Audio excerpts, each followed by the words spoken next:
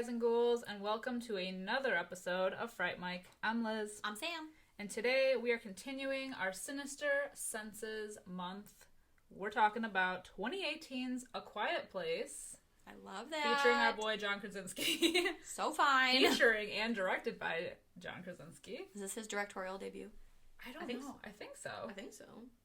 Ooh. I don't know. If it is... What a good one. What a good one. What a way to start. Yes. I mean, honestly, it's Jordan got Peeled everything. us. He really did. It's got drama. It's got fashion. And suspense. And feels. So many feels. So many feels. It's got heart. It does. All right, A Quiet Place, 2018, directed by John Krasinski. Currently has a 7.5 out of 10 on IMDb. It has, get ready for this, a 96% on Rotten Tomatoes. Are you That's kidding close me? to perfection. I know. Last week on Hush, it was 93. Now we're at 96. We're only going up from here. Right. It's catapulting. Or will we? I guess you'll find out. I guess you will. So right off the bat, I'll say that, I do love this movie, but rewatching it, obviously not in a theater. It was a little bit different because, goddamn, that theater experience was unlike any other. And I'm sure most people would agree if you watched this movie in the theater compared to at home. When I tell you, when we went to see this movie, and people, they got concessions, they got popcorn. The second that it started, nobody made a goddamn sound. It's true. Everyone was too afraid because all you hear is yeah, nobody ate their popcorn. It was crazy. It was dead silent. I've never been in a theater more quiet than when we saw this movie. It's true. The suspense was chilling. I thought, and I truly thought when I saw the remake of The Last House on the Left. And that scene, that scene. Yes, I thought that was the quietest a theater could ever get. I was wrong. Yeah, because this was the whole time. Mm-hmm. The whole time. Yeah. Oh.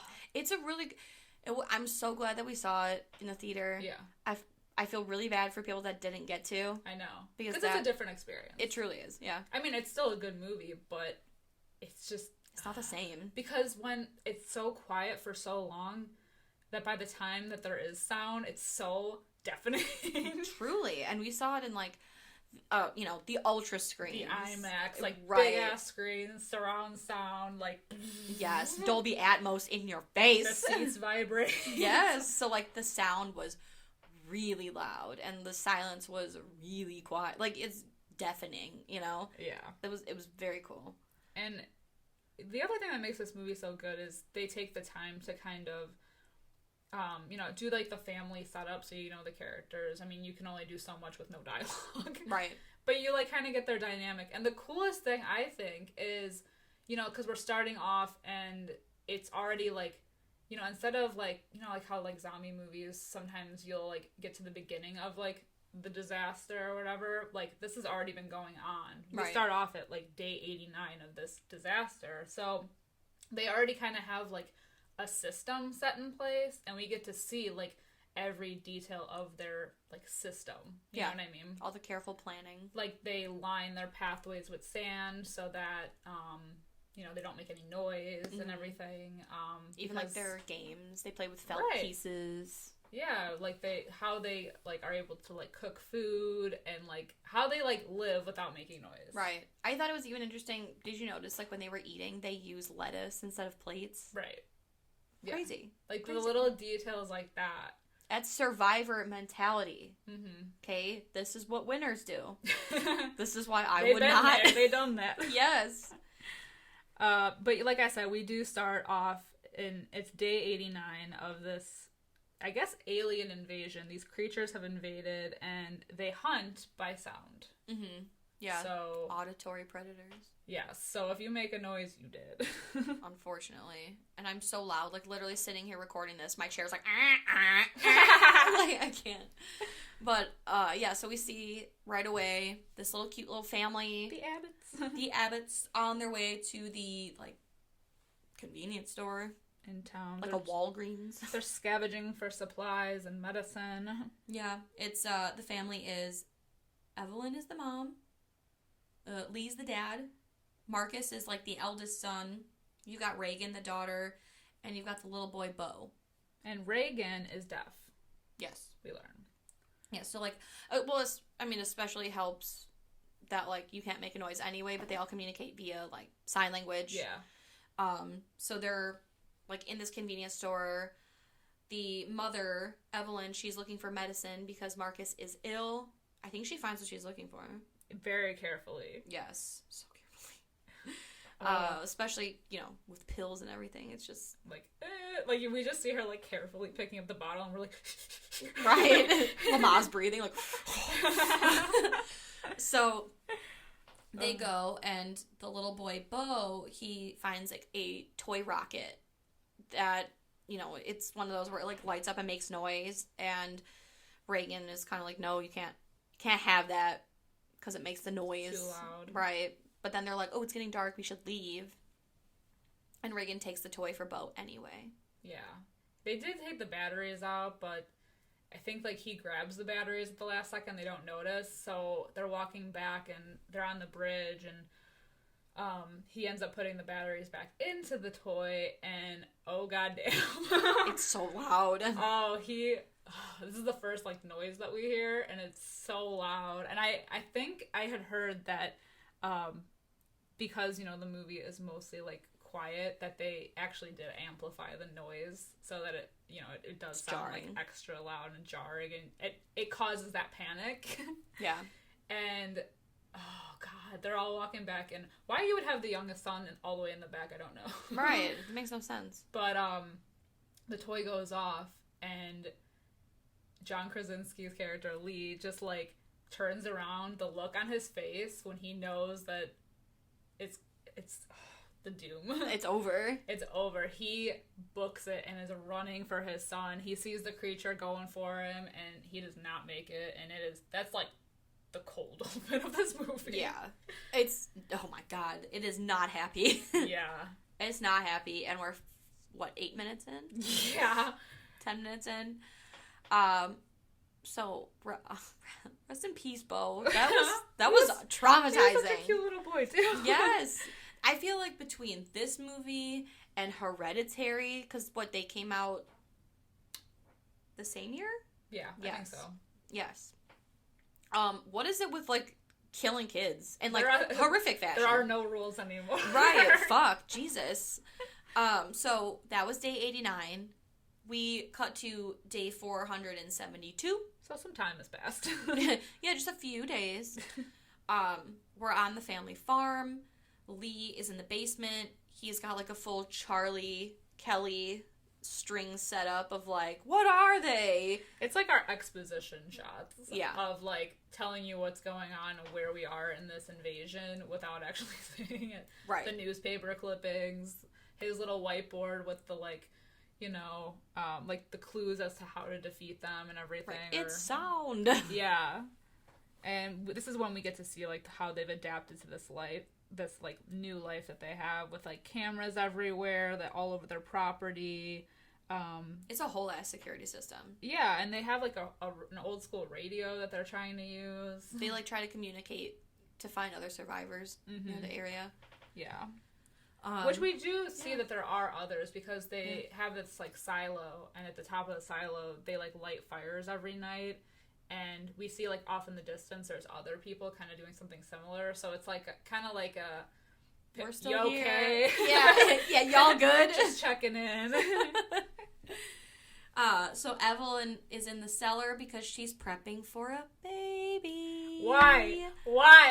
How did you even have sex quietly enough to make a baby? That's what I want to know. Why would you do that? Right. In a world where... As someone who just had a baby...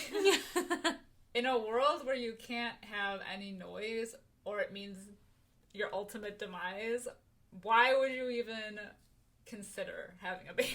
Legit, it makes almost no sound to slip a condom on. And I know, y'all been to the Walgreens. I saw you in the first act. Like, I know that there's condoms still. A lifetime of noise and panic. Yes. Yeah, so she's kind of preparing their underground lair. Yeah, for this baby. There's, like, an oxygen tank. It's like a little box. Yeah. A little baby like box. Their trunk. Yeah. It's kind of haunting to think that it's almost like a coffin. Yeah. But at least there's oxygen. Yeah. So they're kind of preparing for like what's gonna happen.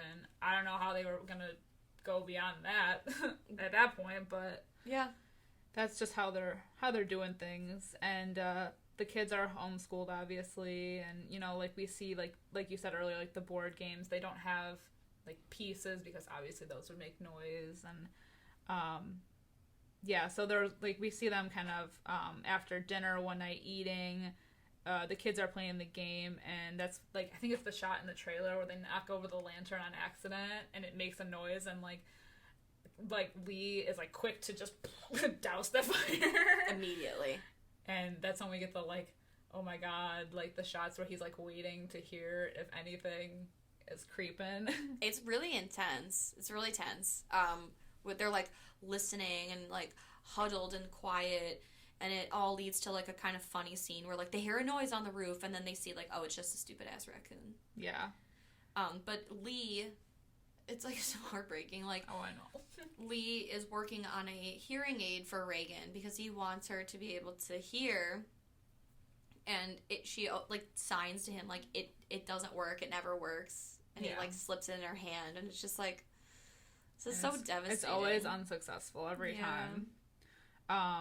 So there's some like animosity, it seems like, between Lee and Reagan, especially like the next day when he goes on a fishing trip and decides that he's going to take Marcus instead.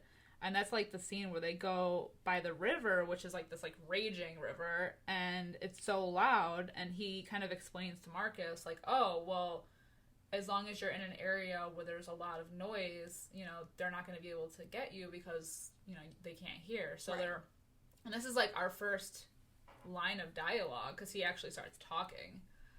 Why wouldn't they live near this river is what I want to know. Well, that's what I'm curious about, especially with a baby, but I guess maybe it's hard, especially when they have like a farm and they have like all these things. Like, I guess maybe it's not living by like rushing water, maybe doesn't make sense for their lifestyle. But yeah, I would have picked like a little noisier of an area to live in, especially like we said with a newborn.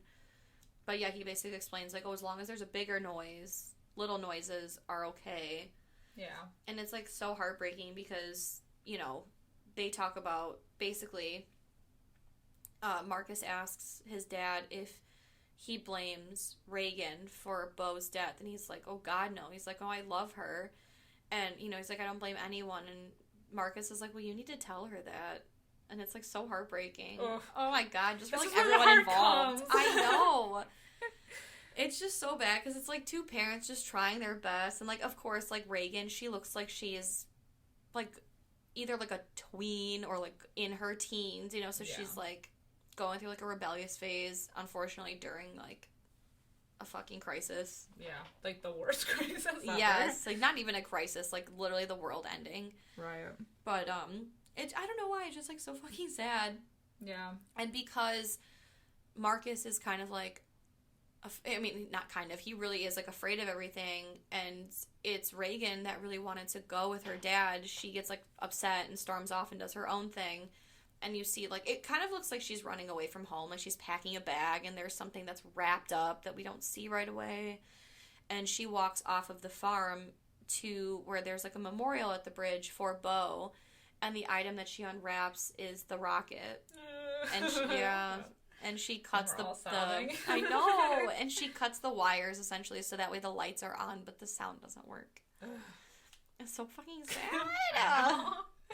We're dying. I know. But on the way back from the waterfall, we see Beau. No, not Beau. Marcus and Lee.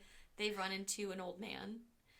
And he looks crazy. He is nutso. He's nuts. And his dead wife is next to him. And they're like, oh, shit. He's, like, standing over her dead body with, like, a crazed look in his eye. Now, we don't really know if he killed her or if, like, something else killed her. But either way, Lee is, like, picking up on the fact that this guy is gonna, like, really fuck them over and fuck himself over because he's like, don't say anything, whatever. But the guy like goes nuts and just starts screaming like a suicide scream. Yeah.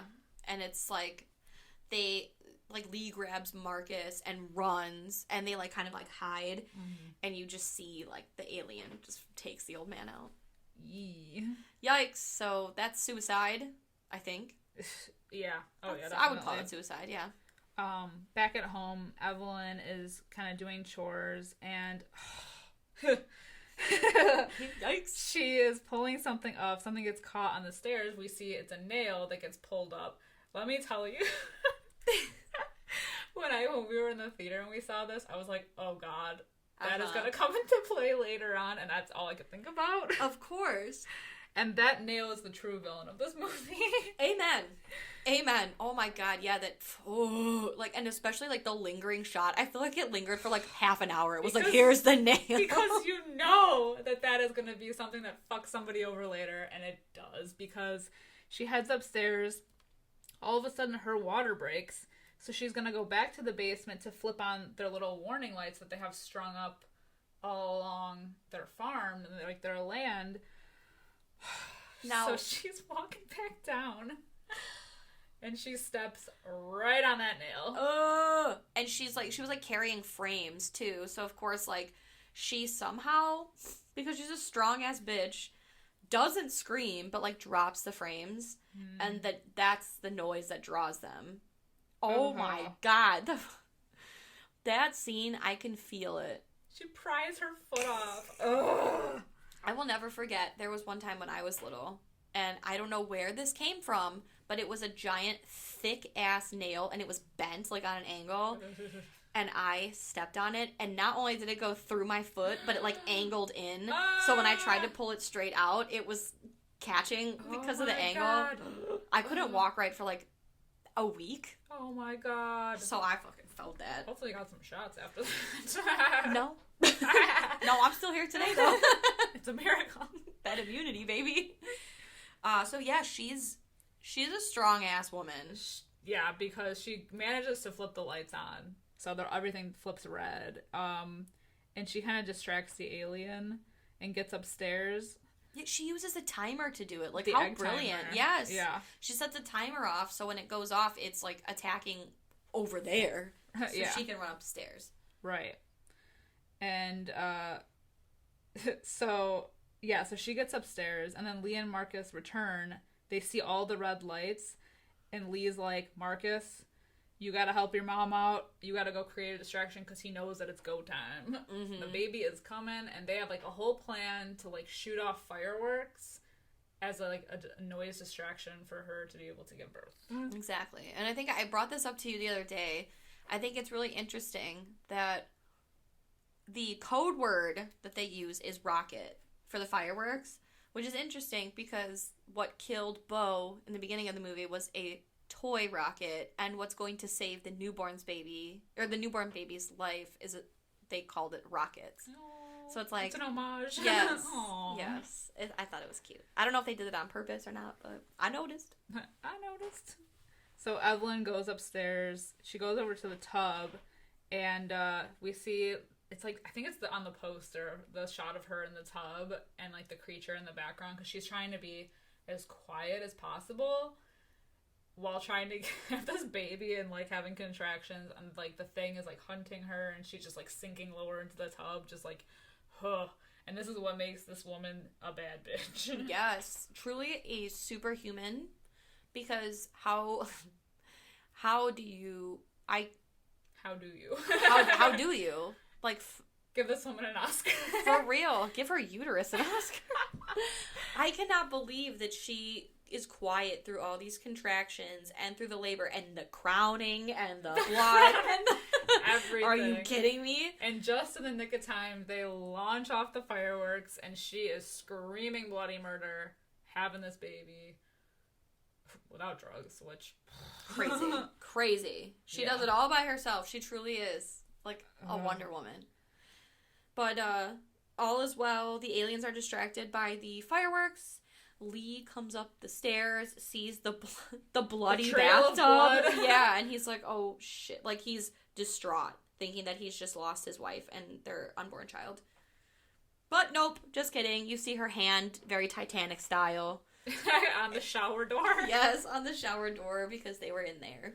So he brings them down to the basement, and they have this moment where Evelyn is kind of like, you need to go get our kids, who are we if we can't protect them? It's like a heart-to-heart. It's so sad. We're emotional again. Oh my god. This movie is more heart than anything, man. It is. It's like a creature feature, but mostly heart and a little bit of suspense. Right. It makes me want to cry more than anything. Yeah. Meanwhile, I don't know how this happened, but as he's going, there's like a pipe that bursts in the barn, which like kind of floods it out. So there goes their basement lair. Yeah, like that's one thing that I was just kind of like, oh, how did that go unnoticed? Yeah. How did that go unchecked?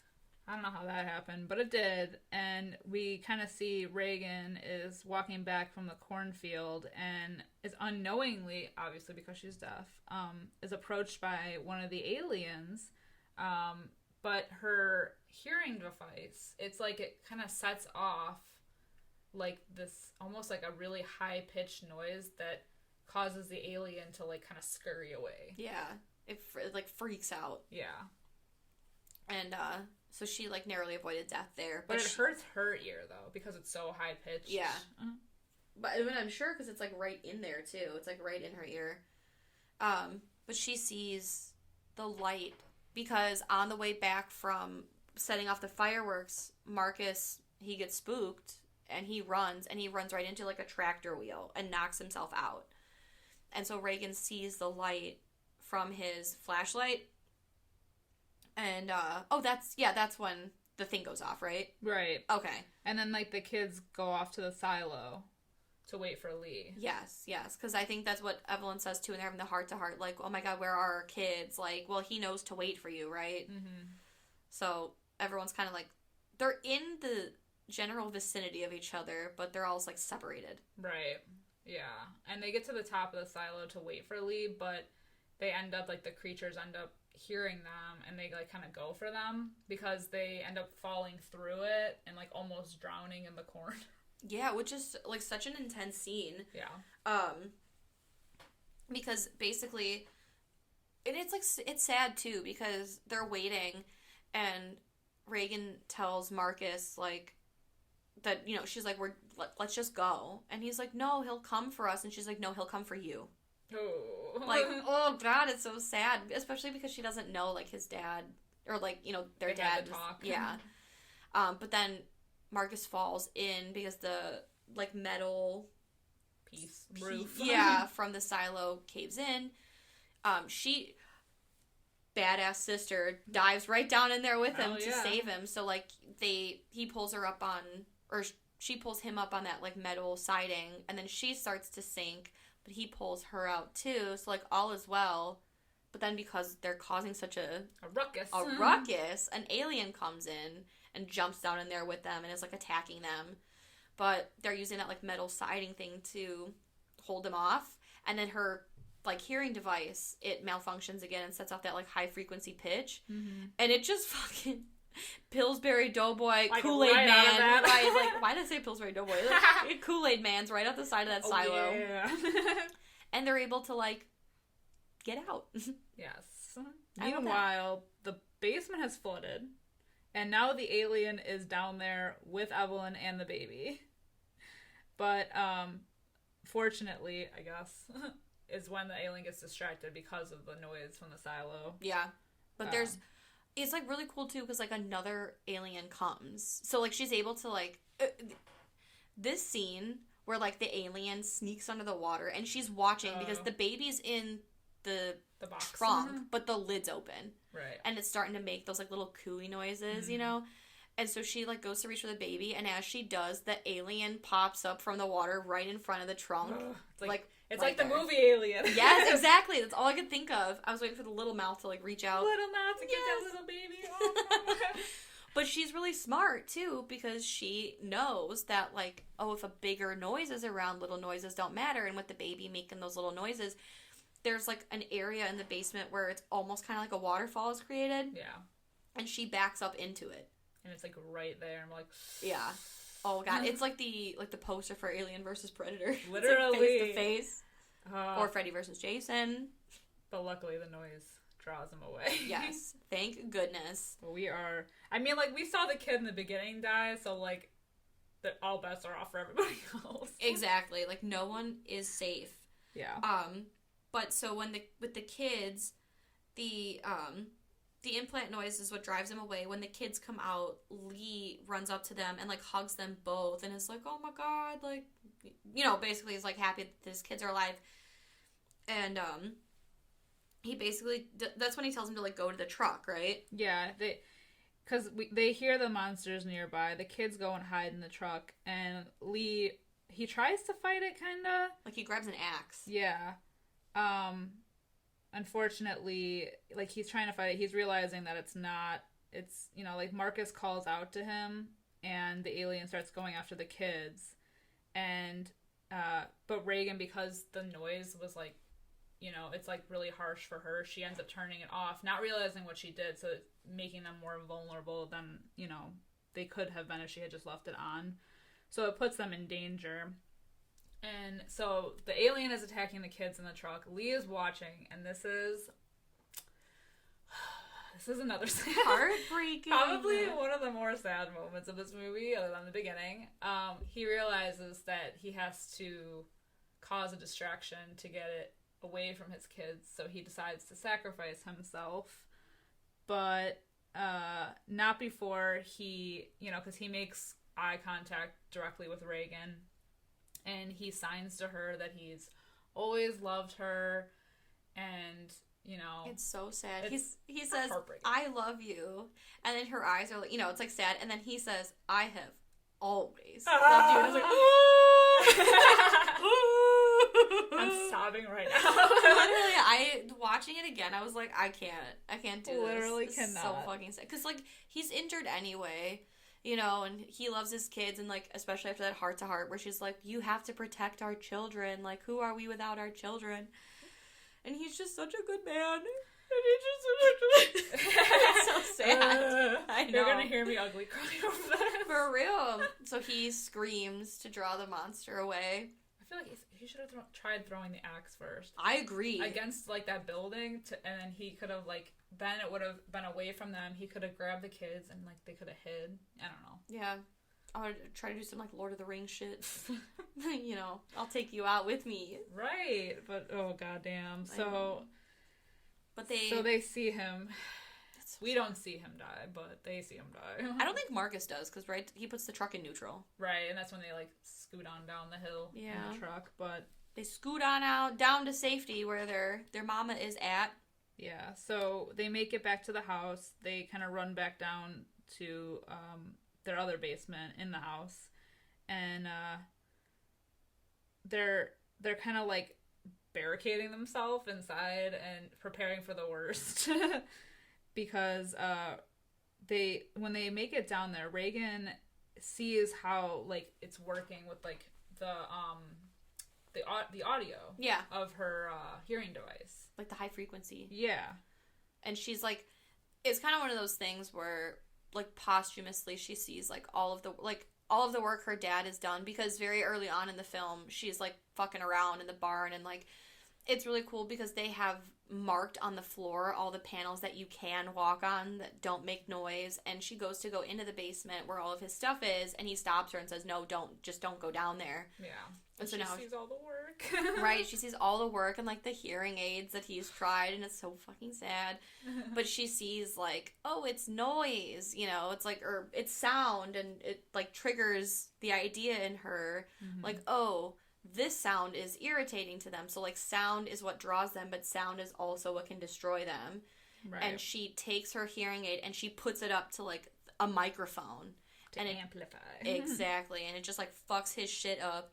And, like, it faints, right? Yeah, basically. But Evelyn takes a shotgun that she just pulls out of nowhere. Hell yeah, because she's a bad and bitch. She pops it right in the face. I think of that Vine with that little girl. She's like, I'm a bad bitch. You can't kill me. Yeah, so she fucking explodes that fucker. Blows its face right off. Mm-hmm. But unfortunately, the noise from the shotgun draws more of them, and they can see them kind of running. I guess there were like 3 total near their property, so she can see the other 2 running towards them. And like in this epic, like, last minute shot of Reagan turning up the volume of the frequency, and then Evelyn cocks the shotgun. I almost feel like that scene where she gets like that badass like smile and she cocks the gun. I almost can like hear like the saw theme, like roll credits. She was a bad bitch. Yes, exactly. Oh my god, it was so good. Suspense on point, acting on point. Give Emily Blunt a goddamn Oscar. Give it to her already. She's amazing. Oh my god. No. You know, in the original screenplay of this movie, there was like 1 line of dialogue. Really? Yeah. Well, I feel like yeah. It's not a huge stretch from the 3 lines that we get right? now. Because I think we get like the few scenes of dialogue by the waterfall and then just between the 2 of them in that soundproof basement before it floods. Yeah. So funny, sad. And the other interesting thing I found out, which I think is pretty badass, is that this movie was almost going to be considered to be part of the Cloverfield universe. Oh. Because, but they scrapped the idea because of the, like, different, I guess, like, because it was more specific, like, how they hunted and everything, it wouldn't have lined up with how everything with Cloverfield and, like, those kind of creatures, but I thought it was interesting, because it does have that kind of feel, especially, like, in, like, 10 Cloverfield Lane, like, how, at the end, with all those creatures, it's kind of similar, like, a similar vibe. Yeah. I'm glad they didn't. I'm glad they didn't, because I feel like, 10 Cloverfield Lane was a really good movie, but I feel like the other 2, like, you know, Cloverfield was just, like, a fun, found footage movie, and then I never saw Cloverfield Paradox, but I feel like, in a way, if you attach yourself to Cloverfield, it almost has, like, a, not negative connotation, but it's kind of like, oh, it's one of those movies. Yeah. But this one stands on its own. Right. This one is so much more than just, like, an alien movie. Yeah. And they're making a sequel, which was supposed to come out last year. Yeah, I think, isn't it out on, like, video, like, VOD? Is it? I thought it was, like, coming out this year because of the whole COVID thing. Well, I'm just going to check real quick because I'm curious, but... Because I know it was supposed to come out last year, like, with everything else, but then they pushed it back another year, so hopefully we get it this year, but we'll see. I'm just excited because Cillian Murphy's in it. I was going to say, your boy Cillian Murphy's in it. Yes. Okay, I am definitely wrong. It did not come out on video on demand. Well, at least not Amazon Prime. Yeah. I don't have HBO. I feel like we would have heard about it more. I think so. I think, yeah. I wouldn't be surprised if that's how it's, like, released, though. Like, I will, like, rent the shit out of it. For sure. Oh, yeah. But, yeah. I'm excited to see what they do with it. Yeah. It seems like it's more, like, hardcore. Mm-hmm. There's more noise. Right, and she's, like a hardened bad bitch now. Yeah. Yeah, like, certified. Even in the trailer, she's, like, walking with the kids. Right. Leaving the farm. You just need, like, explosions behind her. She's got a trench coat and some sunglasses. Right? Oh, my God. I'm excited to see it, though. Well, what would you rate this movie? If you were to rate it. If I had to rate it for, like, a podcast or something, I would rate it a 4 out of 5. Me too! Yes! Oh, my God, we're on point. Yeah, it's a great movie. I think it's great. I mean, I guess there's certainly flaws with it, but, yeah. Yeah. So the suspense. Like I said, the theater experience is like what made this movie. I mean, and I own it, you know, and I watch it at home, but it's not the same. Well, that's why I gave it a 4 out of 5, because I'm like, the theater experience really was like a big part. Not the only reason why I liked it, because obviously it's a great movie, but like the theater experience is a big part of what made this, like, really, really good. Like, I remember when we left, I was like, that was awesome! And then, you know, Luke and I bought it, and then watching it at home, I'm like, oh, it was good. Yeah. It was good. Like, it's you know, it's a good movie. It's great, but, yeah. Especially when you see it for the first time and you don't know what's gonna happen. Right. It just builds the suspense even more. Exactly. All right, well, I think that's gonna wrap it up this week here over at the Fright Mic podcast Factory. Yes. Incorporated. Headquarters. Let us know what you think. What you think. Let us know what you think about A Quiet Place. Do you like it? Do you not? Did you cry? Did you cry? Did you see it in the theater? I want to know people's experiences and thoughts that didn't see it in the theater for the first time. Oh, yeah. I want to know. We are on Twitter. We are on Facebook. We are on Instagram. All at Fright Mic Podcast. We also have a Patreon. That's right. If you like what you hear here, there's some spooky extras over at Patreon. I think it's also patreon.com/FrightMic. Yes. Yes. Fright Mic Podcast. Fright Mic Podcast. There you go. Also, if you do like what you hear and you want to boost the podcast, we do not require, but definitely we require. If you have to go straight over. We appreciate any 5-star ratings and reviews. That really just helps us get our name out there and grow the Fright Mic fam. So we would appreciate it. We would. But until next time, I'm Sam. I'm Liz. Rest in peace.